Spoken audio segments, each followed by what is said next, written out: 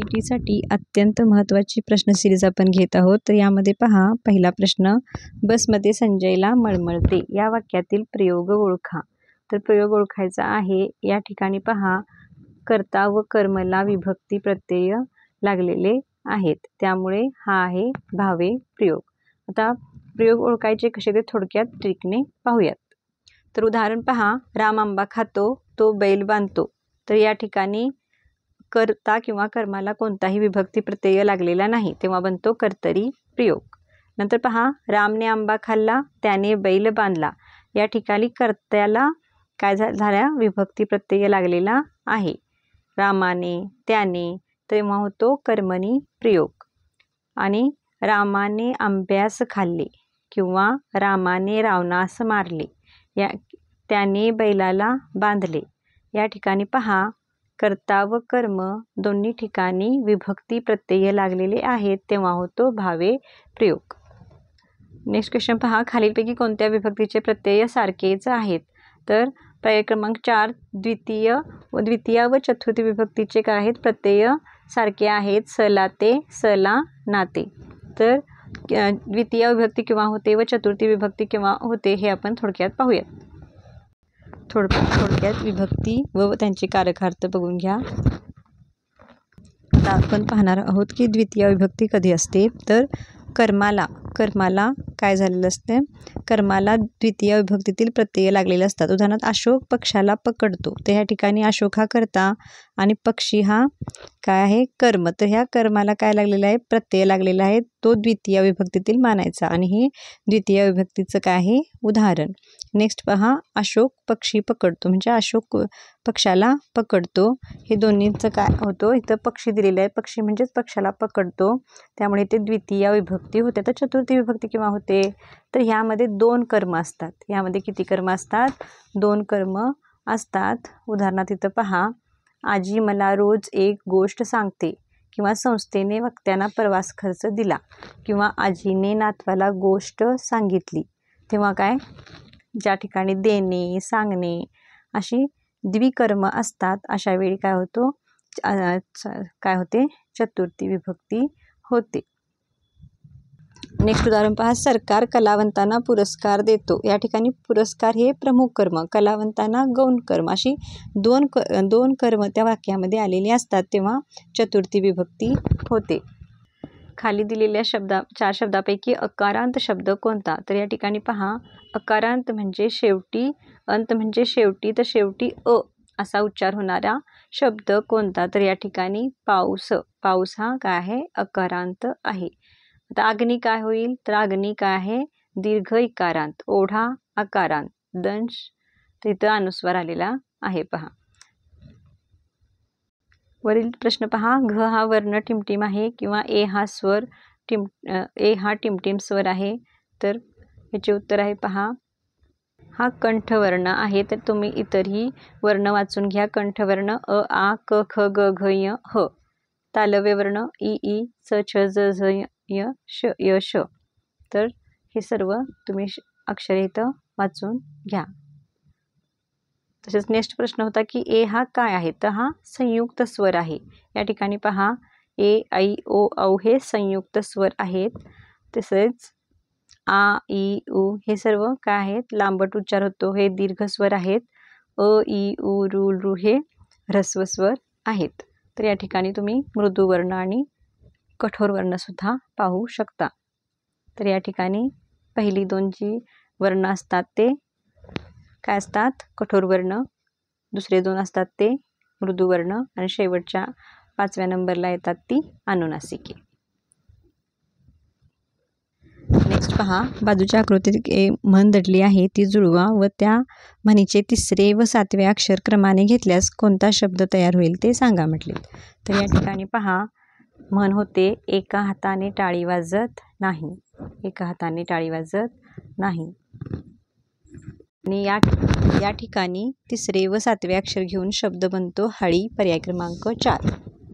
त्यानंतरचा प्रश्न पहा, म्हण ओळखायची आहे व त्या म्हणीतील सुरुवातीपासूनचे दुसरे व शेवटून दुसरे अक्षर घेऊन काय शब्द तयार करायचा आहे. आणि याच्यापासून शब्द बनतो काकेत कळसा गावाला वळसा. आणि सुरुवातीपासून पहा दुसरे आणि शेवटून दुसरे येते खे आणि ळ आणि शब्द बनतो खेळ. पर्याय क्रमांक 2. नेक्स्ट पहा, बाजूच्या आकृतीत एक म्हण दडलेली आहे, ती ओळखून तिचे मधले अक्षर शोधा व त्या अक्षराचा अर्थ खालीलपैकी कोणता ते सांगा म्हटलेलं आहे. तर यापासून म्हण होते अडला हरी गाढवाचे पाय धरी. आणि मधले अक्षर होते ढ आणि ढचा काय म्हटले त्याने अर्थ सांगा. ढचा अर्थ सांगा आणि त्याचा अर्थ होतो मतिमंद. पर्याय क्रमांक 3.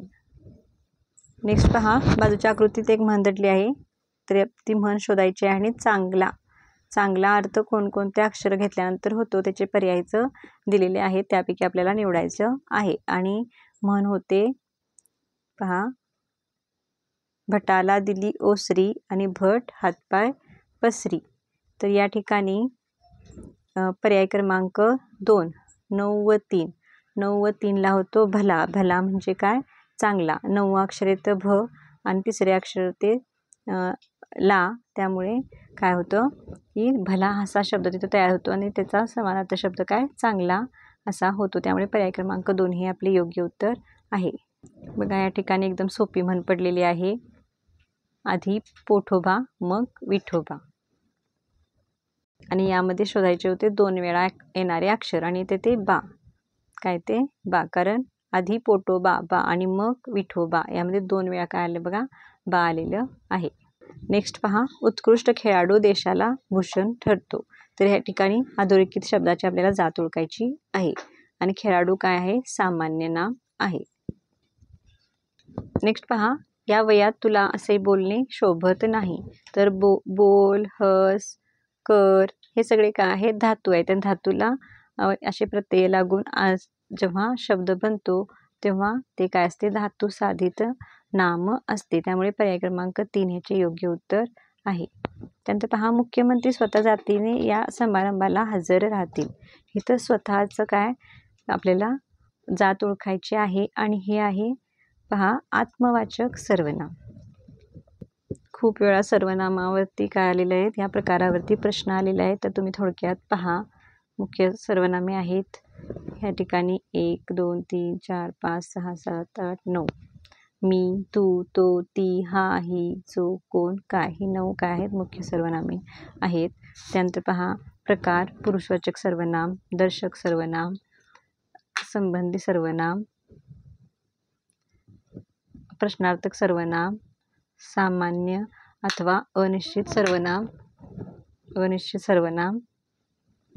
त्यानंतर आत्मवाचक सर्वनाम जे आपल्याला क्वेश्चनमध्ये आलं होतं. तर या ठिकाणी पहा स्वतः व आपण ही सर्वनामे काय आहेत. उदाहरण पहा, ही आत्मवाचक सर्वनामे आहेत. उदाहरणार्थ मी स्वतः तेथे जाणार नाही, ती स्वतः ते पत्र लिहीन.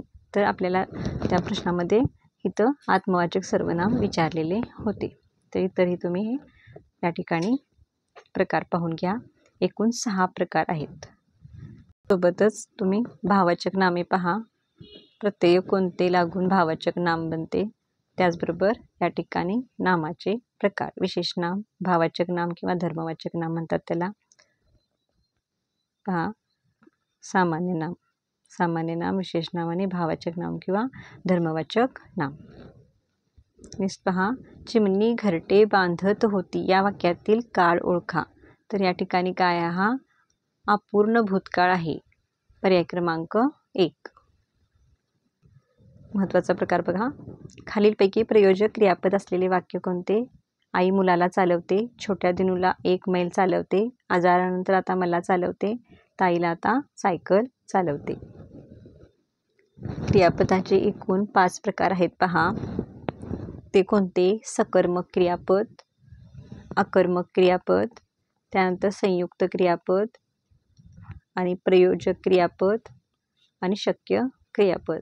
आता आपल्याला प्रश्न कोणत्या ह्याच्यावर आलेला आहे, प्रयोजक क्रियापद. TETमध्ये खूपदा क्रियापदांच्या प्रकारावर सुद्धा प्रश्न विचारला गेलेला आहे. आता प्रयोजक क्रियापद म्हणजे आपण काय पाहूया.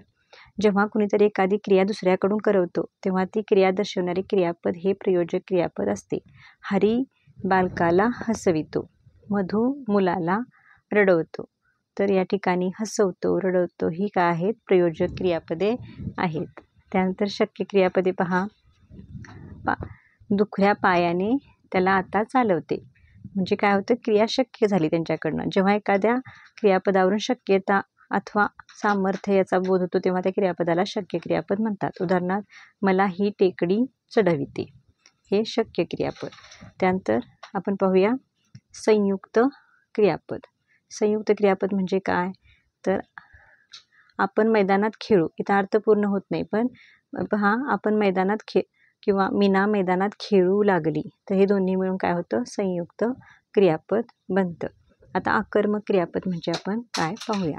तर या ठिकाणी पहा, ज्या क्रियापदाचा अर्थ पूर्ण करण्यासाठी कर्माची आवश्यकता नसते त्याला काय म्हणतात? आकर्मक क्रियापद म्हणतात. उदाहरण, तो बसतो, ती तेथे आली. या ठिकाणी बसतो, आली ही आकर्मक क्रियापदे आहेत. आता सकर्मक क्रियापदे म्हणजे काय?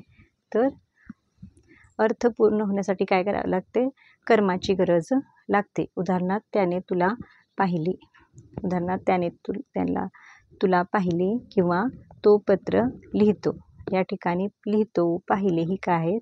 सकर्मक क्रियापदे आहेत. नेक्स्ट पहा, खालील शब्दातील एकवचनी शब्द ओळखून त्याचा क्रमांक चौकटीत लिहायचा आहे. तर बिया, स्त्रिया, विद्या, नद्या, त्याच्यातील एकवचनी शब्द आहे विद्या. त्यानंतर पहा, मडकी, फडकी, दोडकी, खिडकी. तर या ठिकाणी पर्याय क्रमांक 4 खिडकी. नंतर पहा, तळे, मळे, डोळे, गोळे. तर इथं तळे हा एकवचनी आहे, कारण अनेकवचनी होणार तळे, तळी, तळे, तळी.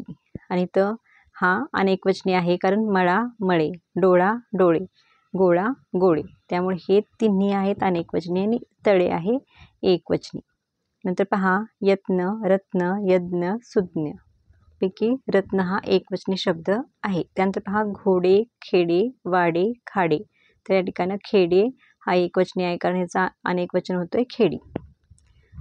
घोडा, घोडे, वाडा, वाडे, खाडे, खाडी.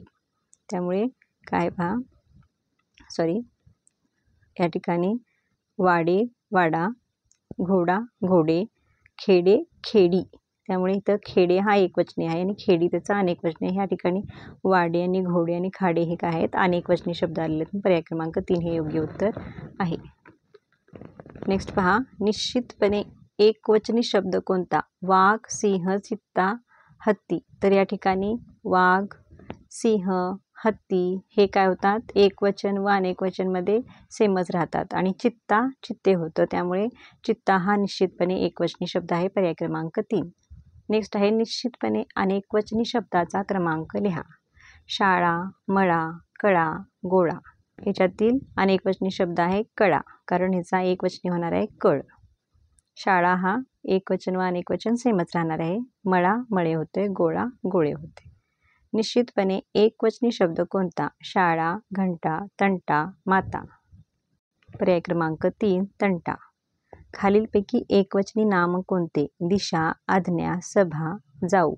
तर या ठिकाणी दिशा, आज्ञा, सभा हे तिन्ही काय आहेत? एकवचन आणि अनेकवचनमध्ये ह्यांचे रूप सेमच राहते. त्या वाक्यावरून आपण ठरवायचे असते की ते एकवचन आहे की अनेकवचन. आणि जाऊ हा इथं निश्चितपणे एकवचनी आहे, कारण जाऊचं अनेकवचन जावा असं होतं. नेक्स्ट पहा, खालीलपैकी अनेकवचनी शब्दाचा क्रमांक लिहा. सासू, पिसू, अश्रू, पाखरू. तर सासूचं अनेकवचन होते सासवा, पिसूचं पिसवा, पाखरूचं पाखरे आणि अश्रू हे दोन्हीकडे एकच राहतं. एकवचन आणि अनेकवचन रूप एकच आहे, त्यामुळे ह्या ठिकाणी अश्रू हे अनेकवचनी इथं आहे. मी नवीन कपडे घातले. या वाक्याचे नकारार्थी वाक्य करा. तर या ठिकाणी मी जुने कपडे घातले नाहीत असा काय होतो याचा नकारार्थी वाक्य. तर नवीनचा विरुद्धार्थी शब्द वापरून काय केलेलं आहे? नकारार्थी वाक्य बनवलेलं आहे. तर नकारार्थी वाक्य बनवताना काय करायचं? विरुद्धार्थी शब्दांचा वापर करून आपण नकारार्थी वाक्य बनवायचे असते. नेक्स्ट पहा, सरिता हुशार आहे. सरिता हुशार आहे म्हणजेच काय? सरिता मठ्ठ नाही. नेक्स्ट पहा, पेपर खूप सोपा आहे या वाक्याचे नकारार्थी वाक्य कोणते? तर पेपर खूप अवघड नाही, त्यात सोपाचा विरुद्धार्थी शब्द काय वापरला आपण? अवघड. विद्यार्थ्यांनी प्रार्थना म्हणावी, हे कोणते वाक्य आहे? विद्यार्थी. किती उंच इमारत आहे ती? उद्गारवार्थी. तुझे बाबा कुठे गेले? प्रश्नार्थी. रोज झाडांना पाणी घाल, आज्ञार्थी. मी अभ्यास करत आहे, विधानार्थी. पहा, क्रियापदाच्या रूपावरून वाक्याचे प्रकार पडतात. कुठलं? स्वार्थी वाक्य, आज्ञार्थी वाक्य, विद्यार्थी वाक्य, संकेतार्थी वाक्य. तर पहा, स्वार्थी वाक्य म्हणजे काय? तिथं नुसताच काळाचा बोध होतो. उदाहरणार्थ, सुधीर शाळेत गेला, हे काय होतं? स्वार्थी वाक्य. आज्ञार्थीमध्ये क्रियापदावर रूपावरून काय करते? आपल्याला आज्ञा, विनंती, आशीर्वाद, प्रार्थना किंवा उपदेश, तेव्हा बनते आज्ञार्थी वाक्य. उदाहरणार्थ, चांगला अभ्यास करा. विद्यार्थी वाक्य म्हणजे काय? तर त्यामध्ये विधी म्हणजेच कर्तव्य, इच्छा, योग्यता, शक्यता या गोष्टींचा बोध होतो, त्या होतो विद्यार्थी वाक्य. नंतर आहे संकेतार्थी वाक्य. तर वाक्यातील क्रियापदाच्या रूपावरून अमुक केले तर तमुक होईल अशी अट किंवा संकेत याचा अर्थ निघत असेल तर त्यास संकेतार्थी वाक्य म्हणतात. उदाहरणार्थ, जर चांगला अभ्यास केला तर उत्तम यश मिळेल. नेक्स्ट पहा, चुकीची जोडी ओळखा. श्रीमान योगी रणजित देसाई, तराळ अंतराळ, शंकरराव खरात, काळे पाणी, विदा सावरकर, छावा बाबासाहेब पुरंदरे. तर या ठिकाणी चुकीची जोडी आहे पर्याय क्रमांक 4, छावा बाबासाहेब पुरंदरे, कारण छावाचे लेखक आहेत रणजित देसाई. थोडक्यात ही महत्त्वाची पुस्तके व त्यांचे लेखक पहा.